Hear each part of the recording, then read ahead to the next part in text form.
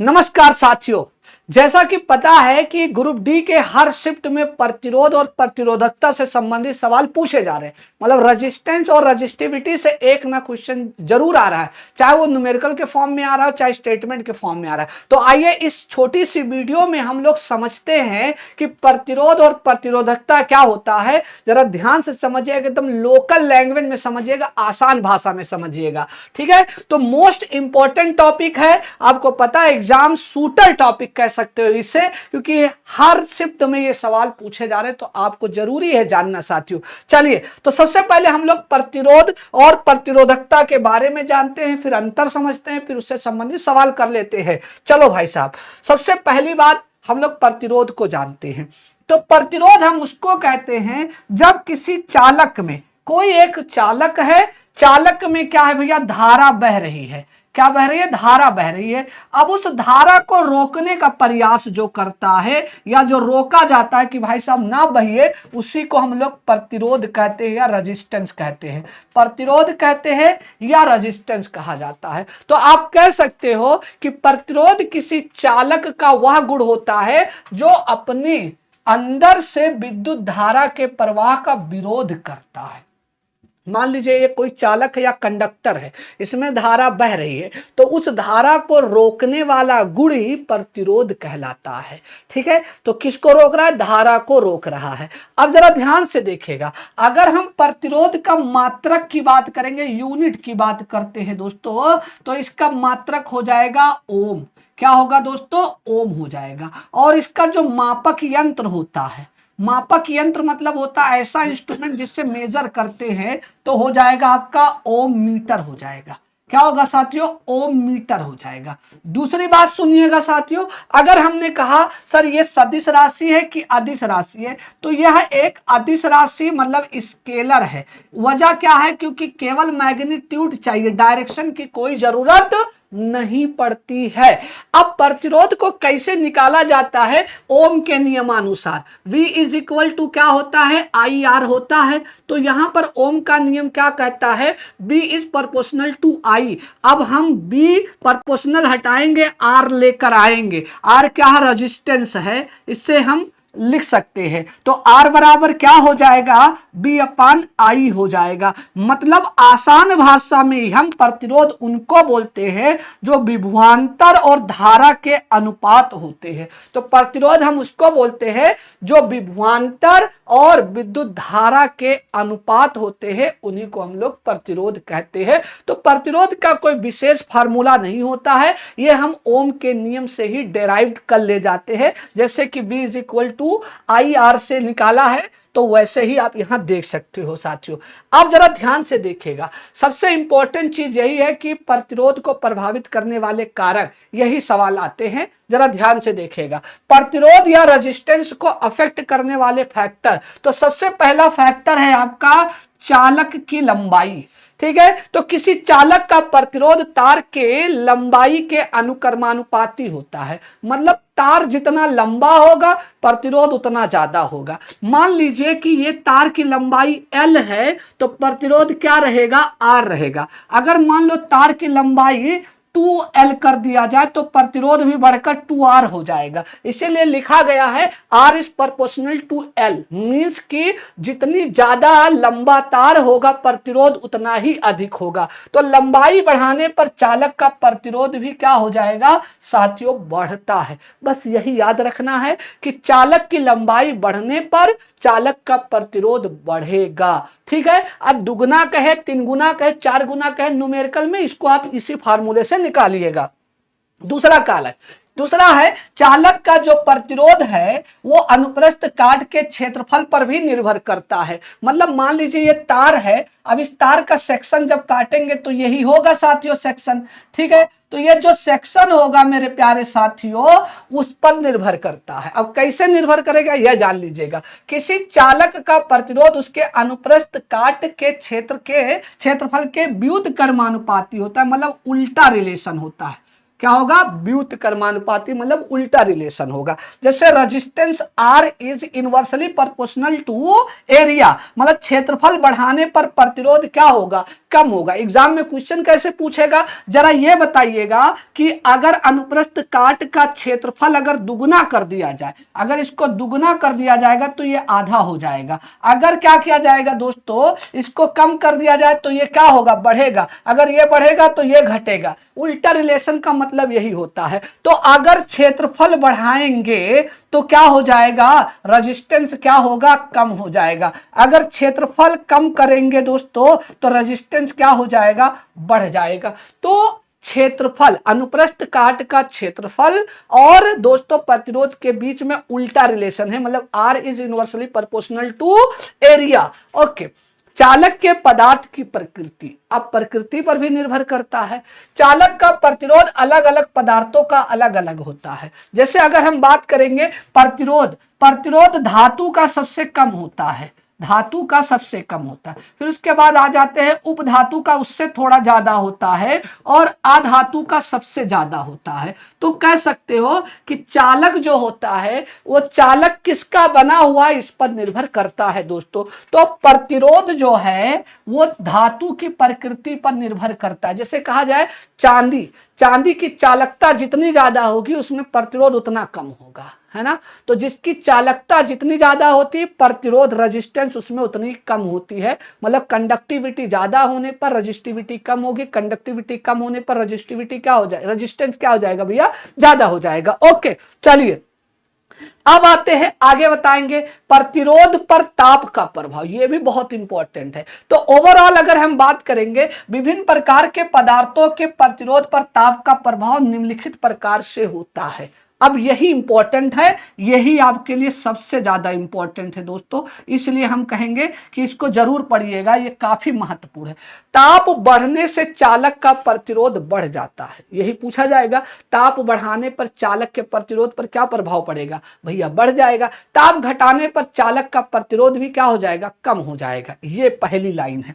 दूसरा है ताप बढ़ने से अर्धचालक का प्रतिरोध, अर्धचालक मतलब समझो सेमी कंडक्टर, सेमी कंडक्टर का अगर टेम्परेचर बढ़ाया जाएगा तो रेजिस्टेंस कम हो जाएगा, दूसरी बात हो गई।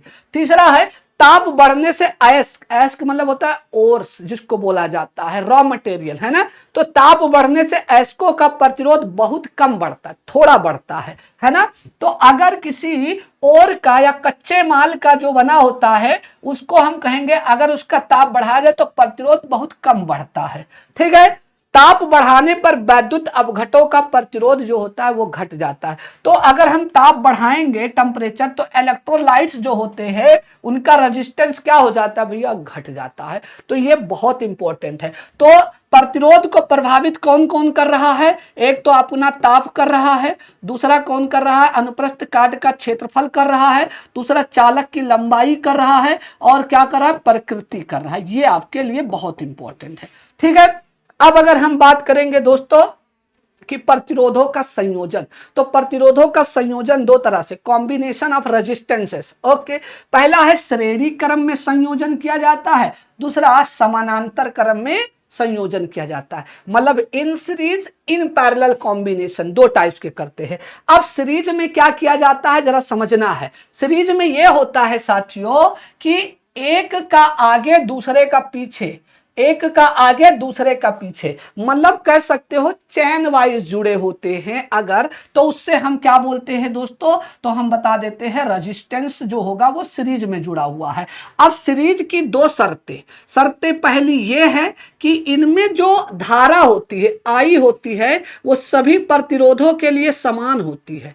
मतलब कि भाई साहब अगर हम बात करेंगे कि R जो होगा उसके लिए भी आई ही होगा, ठीक है, और R2 के लिए भी क्या होगा, आई ही होगा, और R3 के लिए भी क्या होगा भैया, आई ही होगा। ये याद रखना है। लेकिन जब हम बात करने जा रहे हैं साथियों किसकी, दूसरे कंडीशन की, तो दूसरा कंडीशन ये है कि जो विभवांतर या विभव होगा, विभवांतर या जो विभव होगा वो क्या होगा भैया, अलग अलग होगा, मतलब भिन्न भिन्न होगा, भिन्न भिन्न होगा, अलग होगा। तो जैसे अगर हम बात करेंगे साथियों कि भैया जो आपका R1 के लिए विभवांतर क्या हो जाएगा, V1 हो जाएगा, R2 के लिए विभवांतर V2 हो जाएगा, R3 के लिए विभवांतर क्या हो जाएगा, V3 हो जाएगा। मतलब कि सीरीज में क्या होता है कि सभी प्रतिरोधों के लिए धारा समान होती है और विभवांतर या विभव जो होता है वो क्या होता है, अलग अलग होता है।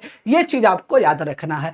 अब अगर हम बात करेंगे कि इसको बढ़ाना घटाना किसके लिए लगाया जाता है, तो जब प्रतिरोध को बढ़ाना होता है, रेजिस्टेंस को बढ़ाना होता है, तो याद रखना रेजिस्टेंस को अगर बढ़ाना है तो बढ़ाने के लिए हम क्या करते हैं, उसको सीरीज में जोड़ते हैं बढ़ाने के लिए। किसके लिए, बढ़ाने के लिए। तो अगर प्रतिरोध को बढ़ाना हो तो उससे हम क्या करते हैं भैया, सीरीज में जोड़ देते हैं। और सीरीज में जो जोड़ा जाता है तो इसे निकालने का फार्मूला क्या होता है, तो सर निकालने का फार्मूला होता है R बराबर क्या हो जाएगा, R1 प्लस R2 प्लस क्या होता है, R3।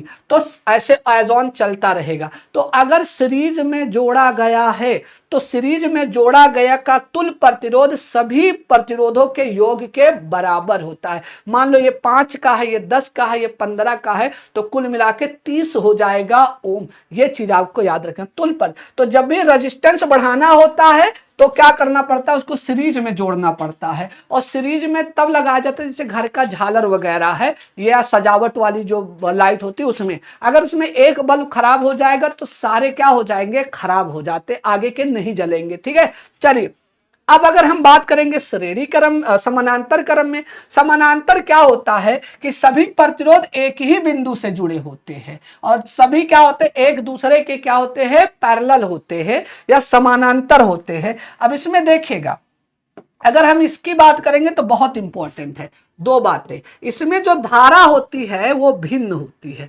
धारा क्या होती है, भिन्न होती है। देखिए अलग है ना, I1 I2 I3 अलग अलग होगा, ठीक है। लेकिन जो विभव होता है, विभवांतर जो होता है या विभव होगा दोस्तों, वो क्या हो जाएगा, समान होगा।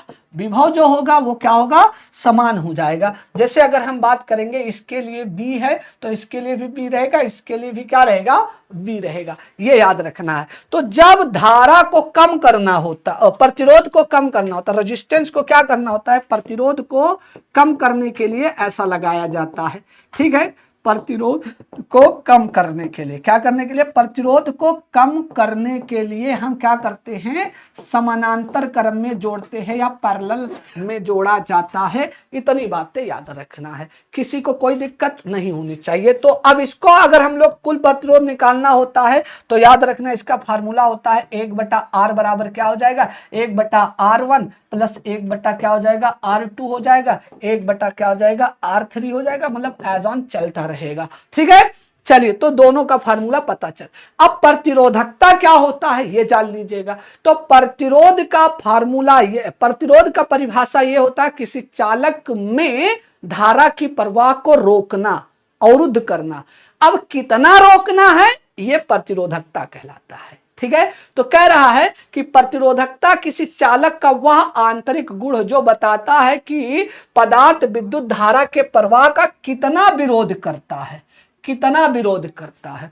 तो वो रोकता था, यहां पर कितना विरोध करेगा। ठीक है, तो प्रतिरोधकता रो बराबर क्या होता है, प्रतिरोध R गुणे, मतलब R गुणे क्षेत्रफल A अपान क्या हो जाएगा, लंबाई हो जाएगा। तो ऑब्वियस सी बात है इसका मात्रक क्या हो जाएगा, ओम मीटर हो जाएगा। क्या हो जाएगा, ओम मीटर हो जाएगा। ये याद रखना क्या होगा सर, इसका मात्रक ओम मीटर हो जाएगा, क्योंकि क्षेत्रफल दिया गया है ना, प्रतिरोध गुणे ए हो जाएगा। ओके, अब जरा ध्यान से देखेगा, बहुत लोग कह रहे हैं मास्टर साहब एल क्यों नहीं लिए हैं आप। एल इसलिए नहीं लिए क्योंकि प्रतिरोधकता लंबाई पर निर्भर ही नहीं करती है। प्रतिरोधकता लंबाई पर निर्भर ही नहीं करती है। प्रतिरोधकता केवल दो चीजों पर, मुख्यतः तीन है लेकिन दो ही पढ़ते हैं। एक आपका तापमान पर, दूसरा पदार्थ की प्रकृति पर, तीसरा जो हम आपको बता दे रहे हैं शुद्धता पर भी निर्भर करता है। लेकिन मुख्यतः हम लोग दो ही चीजों को काउंट करते हैं। ठीक है, तो ओम मीटर हो जाएगा इसका मात्रक। ओके साथियों, चलिए तो बड़ा सिंपल है। आप प्रतिरोधकता भी क्या होगी, अदिश राशि होगी। अदिश राशि मतलब स्केलर क्वांटिटी हो जाएगी।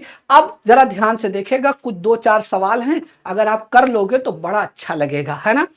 किसी पदार्थ की प्रतिरोधकता को कौन सा कारक प्रभावित नहीं करता है? जरा बताइएगा, कौन सा ऐसा कारक है जो किसी पदार्थ की प्रतिरोधकता को प्रभावित नहीं करेगा? तो पदार्थ की प्रकृति, मटेरियल कैसा है, किस प्रकार का, उस पर निर्भर करता है।